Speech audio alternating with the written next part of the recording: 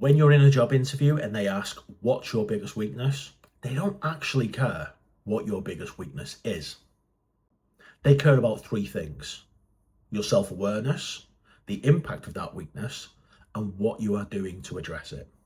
My name's Lee. I've been in talent acquisition for over 20 years and I have sat in thousands of job interviews. I've seen this question answered very well and very poorly.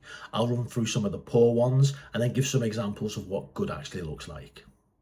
So the poor answers include statements like, I'm a perfectionist. It doesn't really mean anything unless you can very clearly state the impact that it's had and what you're doing to address it. And plus they've heard that weakness a million times before, so don't use it. So how do you answer it?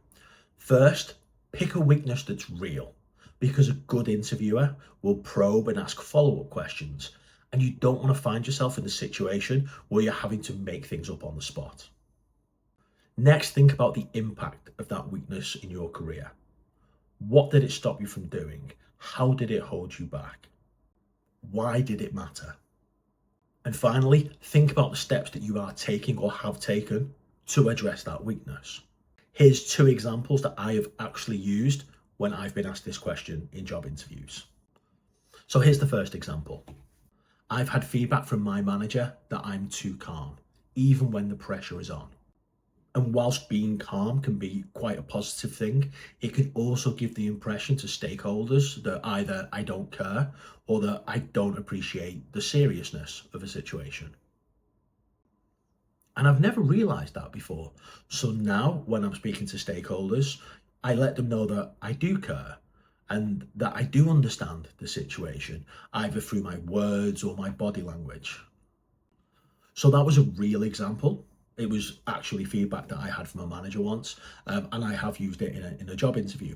And the reason that it's a good example of how to answer that question is, one, it's real, so I don't need to make stuff up. Two, I talked about the impact that it has had on my career and how people perceive me. And three, I talked about the steps I've taken to address it. So now the second example. I've always had a hard time delegating tasks. I always used to think that it was quicker and easier for me to just do certain things myself rather than passing it down to somebody in the team. This often meant that I became a bottleneck. I slowed things down, but also I was taking away potential development opportunities from people in the team. So now I always ask myself, is this something that I should be doing myself?